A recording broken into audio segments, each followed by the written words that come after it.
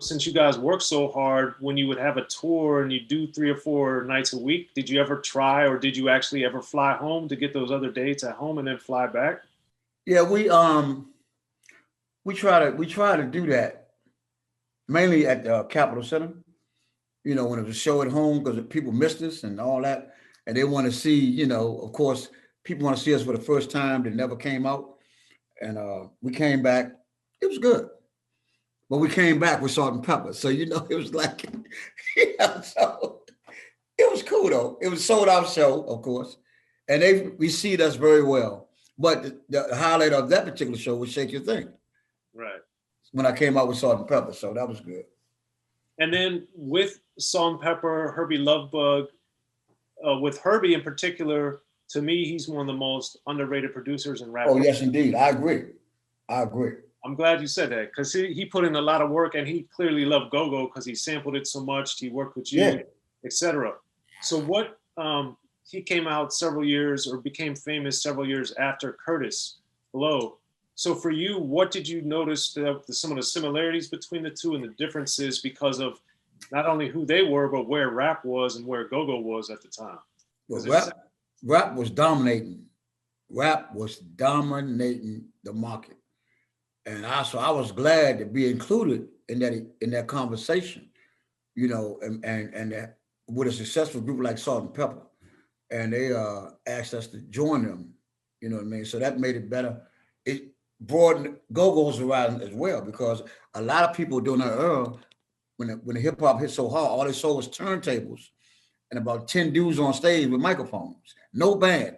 They never showed nobody playing a guitar or drums, congos, and all that. So that allowed the world to see also that EU was a band, a real band. We can play our own music. And that was a big thing, man, for a lot. I'm sure you can see it on the audience faces. Oh, these guys play their own instruments. This is real. And There's some different stuff here. were all Right. of you guys self-taught? All of you? Huh? Yeah, self-taught, yes. Okay, interesting. So what about with Herbie? Did you see anything different from him than Curtis? Like you learned precision from Curtis Blow. What did you take from Herbie or learn from? From Herbie, I saw that passion. He wouldn't take no for an answer. Because we made Shake Your Thing in a basement in New York. And I saw how he had the idea and he hummed the bass line to me from Shake It, the original record, It's Your Thing.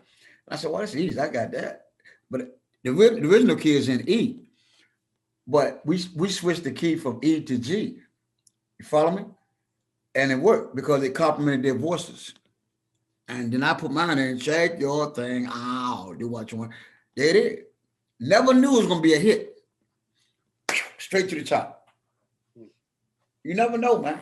And that's good so I learned a lot. Because sometimes we are our worst enemies, musicians, until you let other people come in and try to help you or direct you, whatever, blah, blah, blah, unless you're blessed with gifts like Prince, Michael Jackson, or something like that. But yeah, it worked. It definitely. I learned a lot. But even Prince had Quincy Jones and I mean, excuse me, Michael Jackson. Yeah. Michael Jackson had Quincy Jones and Prince had Morris Day. It's not like they were only in a room by themselves. I mean, they. Right, but I heard you hear the stories. I don't know, but you hear the stories about Prince how he didn't want to do nobody else's music because it was his way or the highway. And I understand that too as an artist. Some people selfish like that, and they know what makes them feel good. So I'm happy. I was happy for him, the success that he had. Matter of fact, both of them had Right. major artists. Right. And with Salt-N-Pepa, because My Mic Sounds Nice and I'll Take Your Man both had the go-go samples in them. Yeah, Push It, all that. Yeah. Mm-hmm. So before, I should ask you this in order, but before you got with Herbie, as an artist yourself, as a go-go artist, as somebody that's been in it since the beginning, when you were worked with Curtis Blow, but from afar, seeing what Herbie was doing, how did that affect you artistically, if at all? It inspired me. It really inspired me because I was like, wow, they get ready, another hit coming. And I saw the go-go elements under it. I said, that's smart. I just said, okay then, y'all better wake up. I see what's great happening. And sure enough, it happened. Yeah, because then he had Sweet Tea and Kid and Play and Dana Dane. He used it Yeah. so much. Yeah, Yeah, Roll with Kid and Play was a big go-go song. That could have been a go-go record, period. But yeah. it worked. But I think my favorite rap go-go song is "I'm Getting Ready" by Dougie Fresh. That's probably my Yeah. favorite one. And there's nothing but go-go music under that all the way through from beginning to end. Absolutely. And that's Rare Essence under there. See, so and that's one of his biggest party right to this day.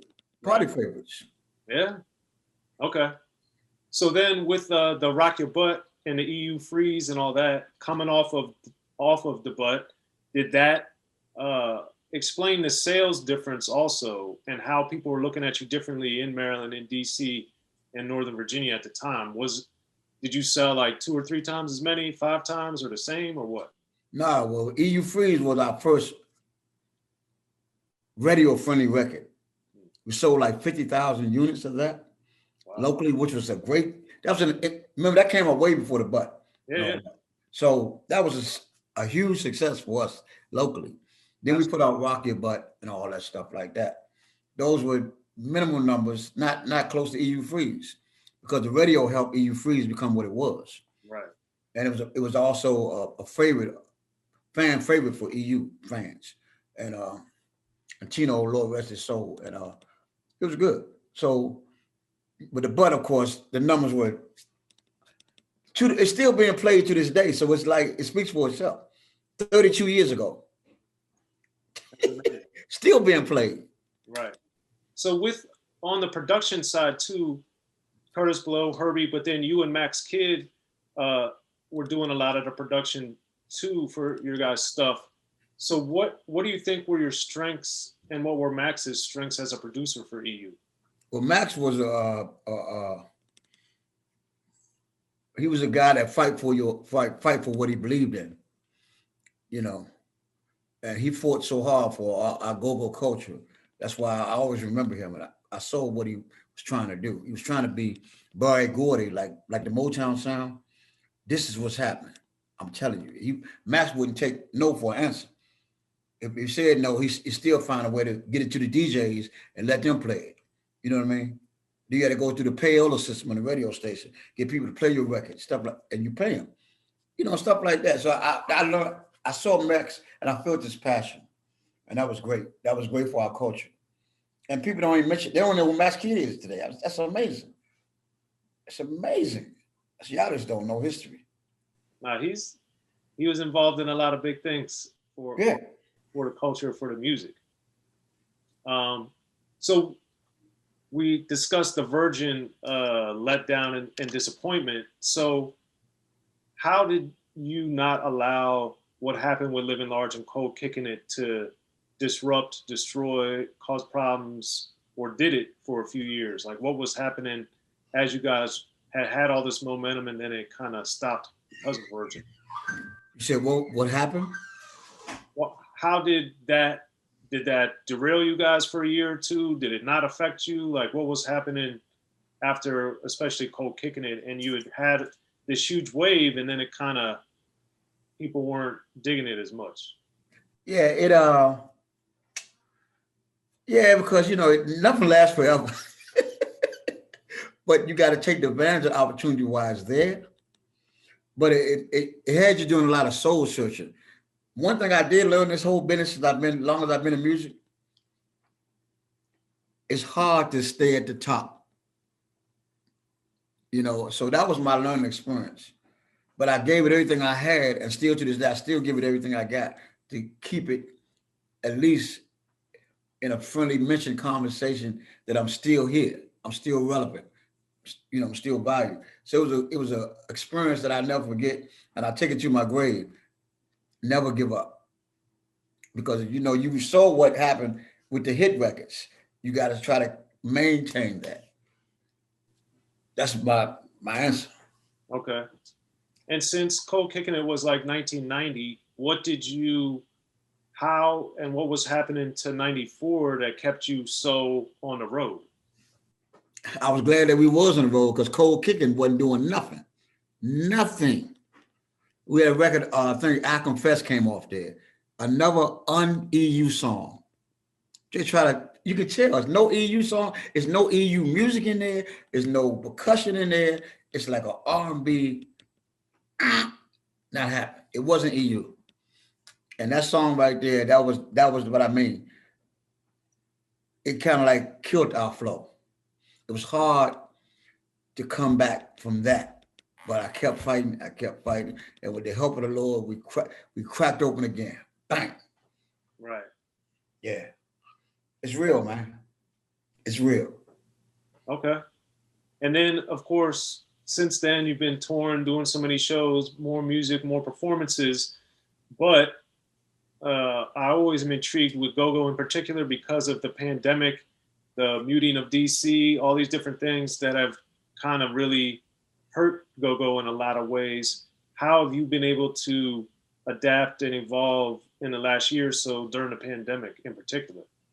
Well, I have this to take, and I hope you take this as well.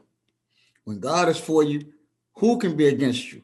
Out of all that negativity from the Black Lives Matter movement, the political stuff that's happening, the pandemic. Before the pandemic, the biggest thing in go-go happened.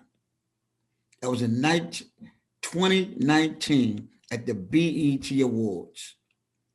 They asked EU to perform on the BET, what the biggest show in R&B and Black world, you know what I'm saying? Unbelievable. That was like a big injection for our culture. And people was glued to the TV like it was a Super Bowl. I remember. Man, that was a big, great experience, I'm telling you. And that was like, gave our culture hope. And then in 2020, the pandemic came. You know what I'm saying? So at least we kind of like was on a high note before the pandemic came. So yeah. And the world, it didn't affect only us. The whole world is going through this thing. So that was a big, man. Right. So I think we still got a plus sign so far. Yeah, and this is, I remember you told me this is what, the 50th year of EU, basically? Yes, sir. From the beginning. That's incredible. That's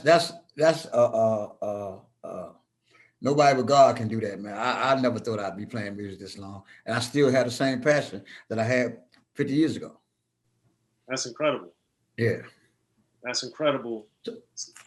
So I want to say for while we're on here, thank you, and I want to say, please, if you want to follow EU in the future, go to www.eusugarbed.com. We have some new merchandise coming out: hats, masks, and a lot of shirts, good stuff. Please support, and we're going to support y'all. Yeah, and I think the support is there because I know recently on your Instagram, you would even put in the mural. Somebody had painted the mural of you on there. Man, that right there, the one that took me over there yesterday to see it. I was like a little kid, man. To see yourself at a bus stop outside by one of the business intersections in the city, and you see yourself on a big wall painted. You know what that feels like, man? That's a lottery ticket. The winning lottery ticket. I thank God for that. That really made me smile and show you that I'm appreciated and thought about. Absolutely. To this day, to the generations to come and the generations before me and the ones after me. Absolutely. Well, there it is. Okay. Well, we'll have to have you come back once, you guys got a lot of stuff going on, and I'm excited for the COVID to be lifted so you can get back to doing more shows, man. But Sugar Bear, really appreciate your time. Thank you. Yeah, please come out, man. Especially, Mr. Baker, come on out, have some fun, man. Let it loose. Let it loose. Yes. I look forward to it. All right. Thank you for having me. God bless you. See you soon, hopefully. And stay safe, everybody. Be sure to check out the history of gangster rap by Soren Baker. He's official. history of gangster rap features exclusive interviews with Ice-T, Snoop Dogg, MC Ren, the D.O.C, and dozens of others. The history of gangster rap, a definitive look at how Los Angeles changed rap forever. In Los Angeles, the streets definitely set the tone of the hip-hop music. At 19, I got a $50,000 car. My whole angle always was, I'll be street, but I will always tell you the horrors that go along with this life. It would be penalties and casualties for just wearing the wrong color in somebody's neighborhood. And once gangster rap made it from the streets to the TV, the genre exploded. With Fab 5 on Yo MTV Raps with NWA. Yo MTV, it just catapulted us from being local heroes to national gangbang rappers. The history of gangster rap discusses it all from 1980 up till today. It's always gonna be shit happening in the street. You know what I mean? So it's always gonna be something to talk about. The history of gangster rap in stores now.